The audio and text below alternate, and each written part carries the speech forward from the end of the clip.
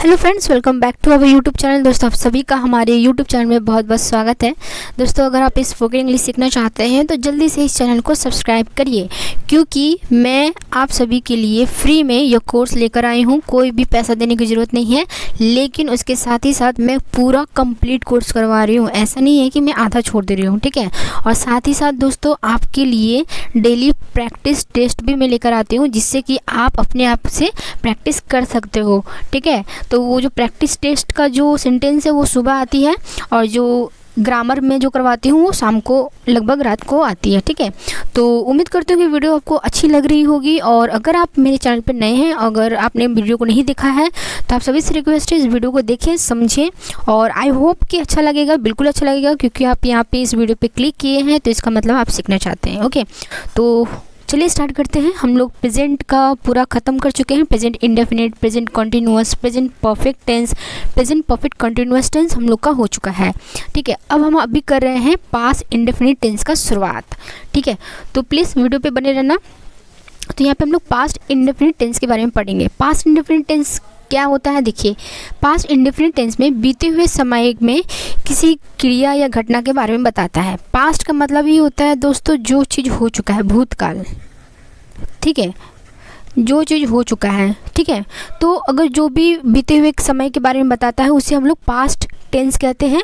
इसमें भी अलग अलग फॉर्म है, past indefinite tense, past continuous tense, ऐसे करके फॉर्म है, ठीक है।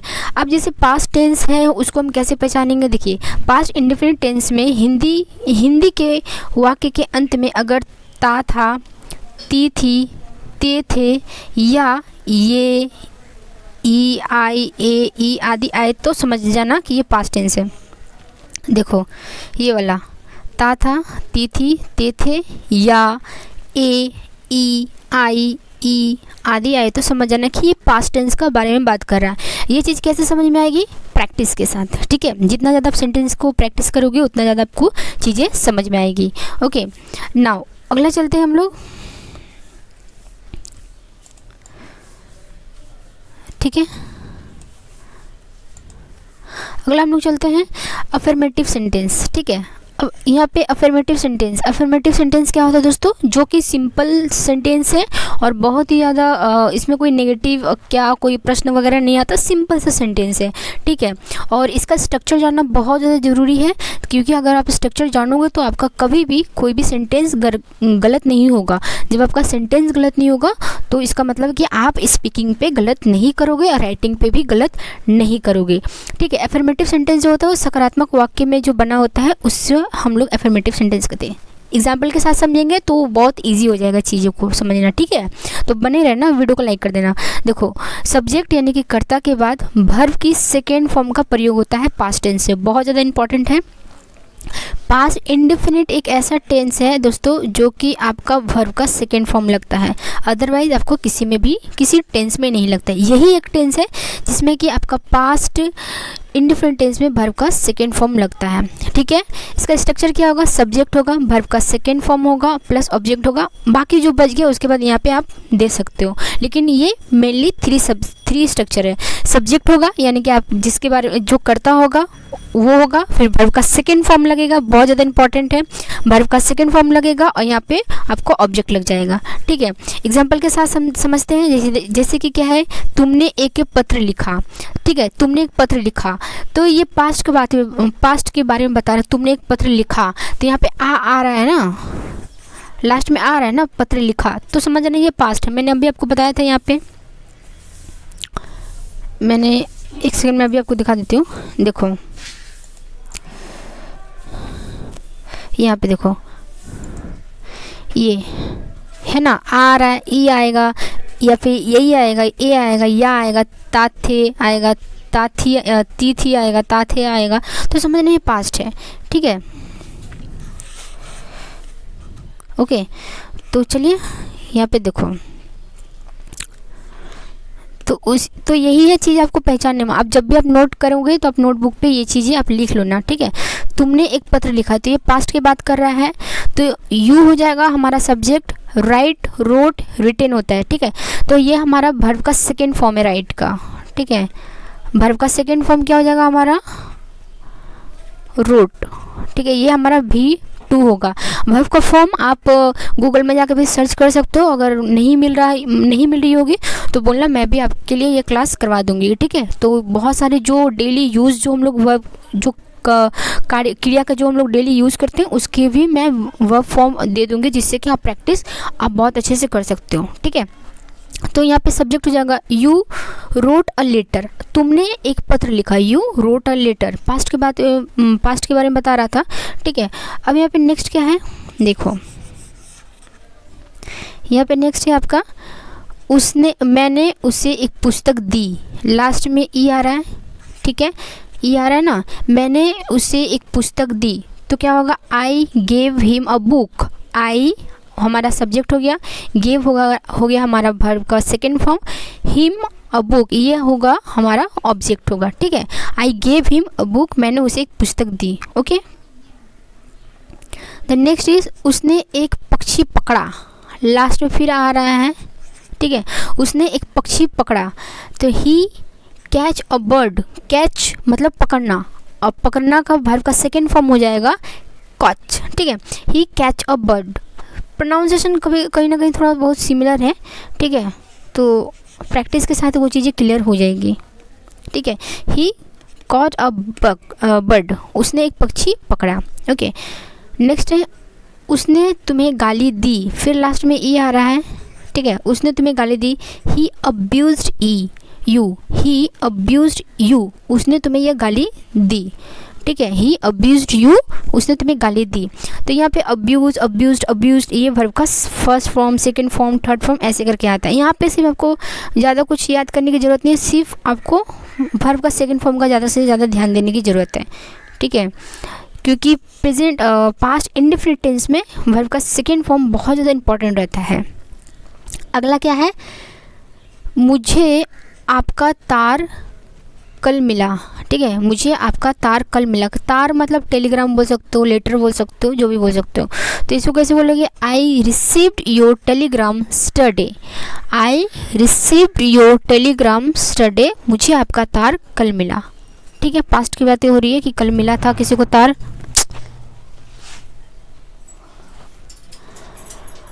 अगला क्या है, नेगेटिव सेंटेंस, देखो, ठीक है, अगला क्या है, नेगेटिव सेंटेंस। अब नेगेटिव सेंटेंस में हम लोग प्रेजेंट इंडेफिनिट टेंस बनाएंगे। ये नेगेटिव सेंटेंस थोड़ा सा इजी होता है, बल्कि बहुत ज़्यादा इजी होता है और बहुत ज़्यादा ये यूज़ में भी आता है। देखो नेगेटिव सेंटेंस, नकारात्मक वाक्य में सब्जेक्ट के बाद डिड नॉट, याद रखना, डिड नॉट लगाकर वर्ब की फर्स्ट फॉर्म का प्रयोग करते हैं, ठीक है, डिड नॉट लगाकर हम लोग वर्ब का फर्स्ट फॉर्म यूज़ करते हैं।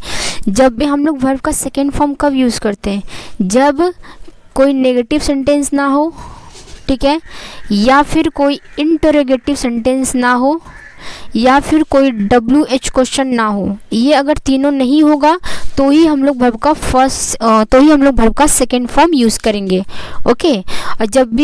और जब अगर नेगेटिव, इंटरोगेटिव, WH क्वेश्चन आ जाएगा तो हम लोग डिड का यूज़ करेंगे, ठीक है। अगर नेगेटिव आया तो हम लोग डिड नॉट का यूज़ करेंगे। इस तरह से मैं आपको सेंटेंस के हिसाब से बता रही हूँ, आप सेंटेंस में आपको बताऊँगी तो क्लियर हो जाएगी चीज़ें आपके लिए, ओके। याद रखना, चीज़ें बहुत ज़्यादा इम्पॉर्टेंट है, ओके।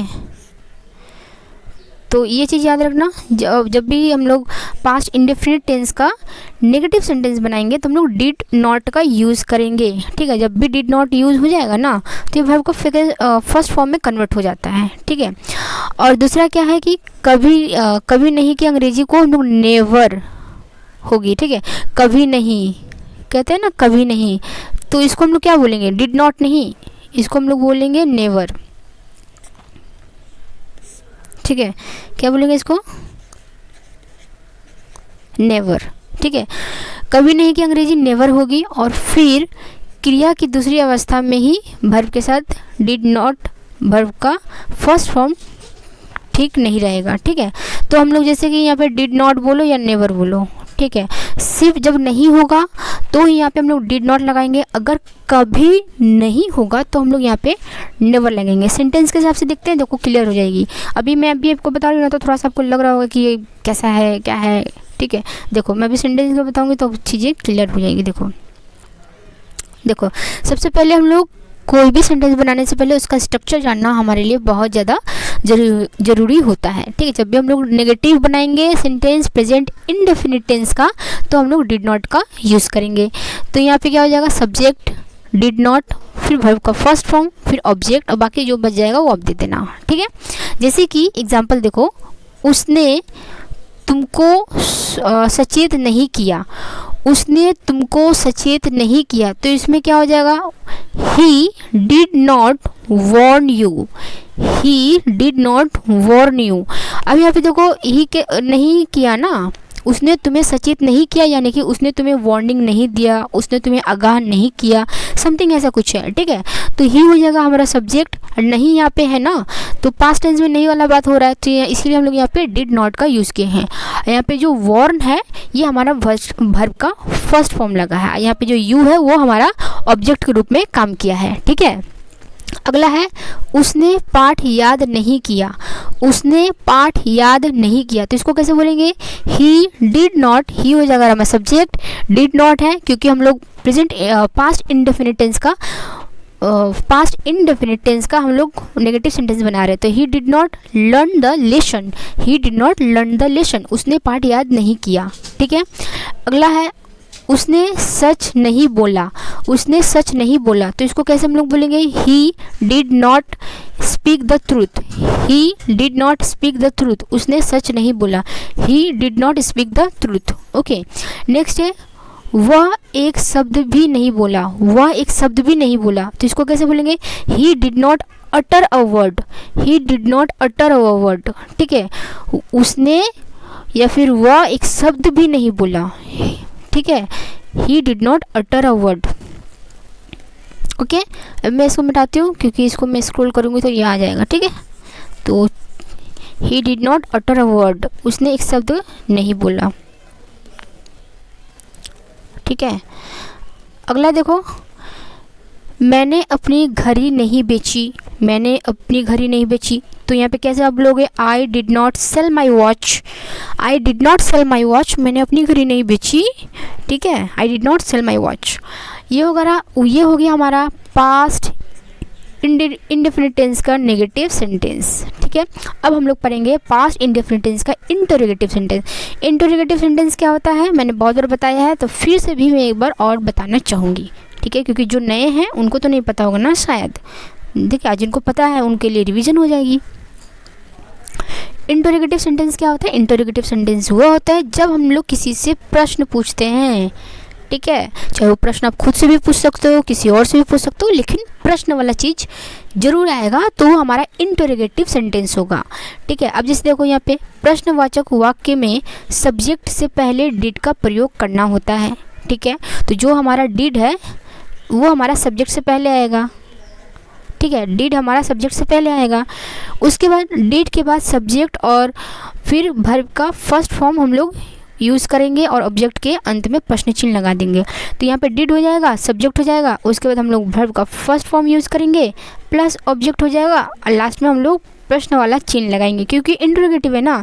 एक चीज़ मैं आपको बता दे रही हूँ, क्योंकि मैंने अभी जैसे आपको बताया है थोड़ी देर पहले कि जब भी हम लोग पास्ट का टेंस बनाएंगे, पास्ट खासकर इंडेफिनिट टेंस का बनाएंगे, ठीक है, खासकर पास्ट इंडेफिनिट टेंस का बनाएंगे, तो हम लोग वर्ब का सेकेंड फॉर्म यूज़ करेंगे कहाँ पे, जहाँ पे नेगेटिव या इंटरोगेटिव या फिर WH क्वेश्चन अगर नहीं रहा तो अगर रह गया, ठीक है, अगर सपोज रह गया तो हम लोग वर्ब का सेकेंड फॉर्म नहीं यूज़ करेंगे, तो हम लोग क्या यूज़ करेंगे, डिड। जहाँ डिड का यूज़ हो गया वहाँ पे हम लोग वर्ब का फर्स्ट फॉर्म आ जाएगा। याद रखना, क्योंकि अगर आप एग्ज़ाम के हिसाब से तैयारी कर रहे हो, एरर में ये चीज़ें दे सकती है, तो आप जितना ज़्यादा प्रैक्टिस करोगे, जितने आप अपने माइंड को इन्फॉर्मेशन दोगे, चीज़ें उतनी ज़्यादा क्लियर होती जाएगी। ठीक है। हम लोग पास्ट इंडेफिनिट टेंस में वर्ब का सेकेंड फॉर्म तब यूज़ करेंगे जब नेगेटिव, इंटरोगेटिव, डब्ल्यूएच क्वेश्चन अगर नहीं रहा तो ही हम लोग वर्ब का सेकेंड फॉर्म यूज़ करेंगे। अगर किसी भी सेंटेंस में नेगेटिव या इंटरोगेटिव या डब्ल्यूएच क्वेश्चन अगर तीनों में से कोई भी एक आ गया या तीनों एक साथ ही आ गया तो हम लोग यहाँ पे डिड का यूज़ करेंगे। जब डिड का यूज़ करेंगे तो हम लोग वर्ब का फर्स्ट फॉर्म यूज़ करेंगे। बहुत ज़्यादा इंपॉर्टेंट बात मैंने बताया है, तो प्लीज़ वीडियो को लाइक कर दो, ठीक है। अब हम इसका सेंटेंस देखते हैं जिससे कि आपको ईजी हो समझने में, ठीक है। और लास्ट में हम लोग इंटरोगेटिव सेंटेंस है ना, तो हम लोग क्वेश्चन मार्क जरूर लगाएंगे, ठीक है। देखो इसका स्ट्रक्चर क्या होगा, डिड यानी कि जब आप क्वेश्चन पूछ रहे हो ना, प्रश्न पूछ रहे हो ना, तो जो हमारा हेल्पिंग वर्ब होगा, डिड को हम लोग हेल्पिंग वर्ब बोलते हैं, ठीक है। जैसे डू, डज, ये हमारा प्रेजेंट का हो गया और इसका पास्ट हो जाता है डिड, ठीक है। इसका पास्ट हो जाता है डिड, तो ये एक तरफ से हमारा हेल्पिंग वर्ब ही है, ठीक है। ये एक तरफ से हमारा हेल्पिंग वर्ब ही है, बी वर्ब। इसको ये जो है ना डू, डज, डिड, इसको हम लोग क्या बोलते हैं, डू वर्ब बोलते हैं। मैंने अगर आपको क्लास करवाया तो आपको पता होगा, नहीं करवाया तो मैं फिर से, अभी तो टेंस चल रहा है ना, जब टेंस खत्म हो जाएगी तो एक एक करके मैं आपको चीज़ें क्लियर कर दूंगी, ठीक है। तो बस आपको एक ही काम करना है, वीडियो को लाइक कर देना, चैनल को सब्सक्राइब करना, क्योंकि इस चैनल पर आपको बहुत कुछ सीखने को मिलेगी, ठीक है। तो चलिए हम लोग अगला स्ट्रक्चर देखते हैं और इसका कुछ हम लोग सेंटेंस की प्रैक्टिस भी करते हैं, जिससे कि आपकी जो थॉट है वो क्लियर में आ जाए, ओके। देखो इसका स्ट्रक्चर क्या होगा, डीड होगा, उसके बाद सब्जेक्ट होगा, उसके बाद वर्ब का फर्स्ट फॉर्म आ जाएगा, उसके बाद ऑब्जेक्ट आ जाएगा, ऑब्जेक्ट के बाद जो भी आपको देना हो दे देना, लास्ट में प्रश्न चिन्ह लगाना भूलना मत, बहुत ज़्यादा इंपॉर्टेंट है, ठीक है। डीड, सब्जेक्ट, वर्ब का फर्स्ट फॉर्म, ऑब्जेक्ट, जो भी होगा देना, उसके बाद लास्ट में क्वेश्चन मार्क जरूर दे देना, ठीक है। अब जैसे यहाँ पे कोई सेंटेंस देखो, क्या सीता ने एक गीत गाया, प्रश्न चिन्ह है, प्रश्न आप किसी से पूछ रहे हो, किसी से भी आप पूछ सकते हो, क्या सीता ने एक गीत गाया, तो आप इसको कैसे बोलेंगे, did Sita sing a song, did Sita sing a song. एक चीज़ यहाँ पे बहुत ज़्यादा इंपॉर्टेंट है दोस्तों, देखो नोटिस करना आप, डिड जो है ना हम लोग सभी के साथ लगाते हैं, चाहे ही हो, चाहे सी हो, चाहे इट हो, चाहे यू हो, ठीक है, चाहे वी हो, चाहे दे हो, चाहे सिंगुलर हो, ठीक है, चाहे प्लूरल हो, किसी के साथ हम लोग सभी के साथ डिड का यूज़ कर देंगे, सभी के साथ। इसमें कोई ये नहीं है कि हाँ ही के साथ, जैसे कि प्रेजेंट इंडेफिनिट टेंस में क्या था, ही के साथ डज का यूज़, सी के साथ डज का यूज़, इट के साथ डज का यूज, सिंगुलर के साथ डज का यूज, बाकी जितना भी बच जाएगा सब, जैसे यू, वी, दे, इन लोगों के साथ हम लोग डू का यूज़ करते थे प्रेजेंट इंडेफिनिट टेंस में। लेकिन पास्ट इंडेफिनिट टेंस में जब भी नेगेटिव, इंटरोगेटिव या डब्ल्यूएच क्वेश्चन बनाएंगे हम लोग सभी के साथ यहाँ पे डिड का यूज़ कर देंगे। ये इसका बहुत अच्छी बात है, ठीक है, ये इसका बहुत अच्छी बात है, हम लोग डिड का यूज़ कर देंगे, कोई गलत नहीं होगा। सिर्फ ध्यान रखना वर्ब का सेकेंड फॉर्म हम लोग तभी यूज़ करेंगे जब नेगेटिव, इंटरोगेटिव, डब्ल्यूएच क्वेश्चन ना हो तो, ठीक है। अब इसको मिटाएं। अब देखो, क्योंकि मैंने सोचा ये बताना ज़रूरी है क्योंकि बहुत ज़्यादा इंपॉर्टेंट हो जाती है चीज़ें। क्योंकि देखो यहाँ पे सेंटेंस में अभी देखना आप, जैसे सीता जो है हमारा वो सिंगुलर सब्जेक्ट है, ठीक है, सिंगुलर सब्जेक्ट है, तो हम लोग यहाँ पे देखिए सीता का पहले मैंने डिड का यूज़ किया, did Sita sing a song, did Sita sing a song, क्या सीता ने गीत गाया, ठीक है। नेक्स्ट क्या है, क्या आपने एक पुस्तक खरीदी, ठीक है, क्या आपने एक पुस्तक खरीदी, तो यहाँ पे यू है, ठीक है, तो यू के साथ हम लोग डिड का यूज़ करेंगे, लेकिन यहाँ पे प्रश्न पूछ रहा है तो इसीलिए हम लोग डिड को पहले यूज़ करेंगे। Did you buy a book, did you buy a book, जो बाय है वो हमारा वर्ब का फर्स्ट फॉर्म है, जो सिंग है वो हमारा वर्ब का फर्स्ट फॉर्म है, ठीक है। Did you buy a book.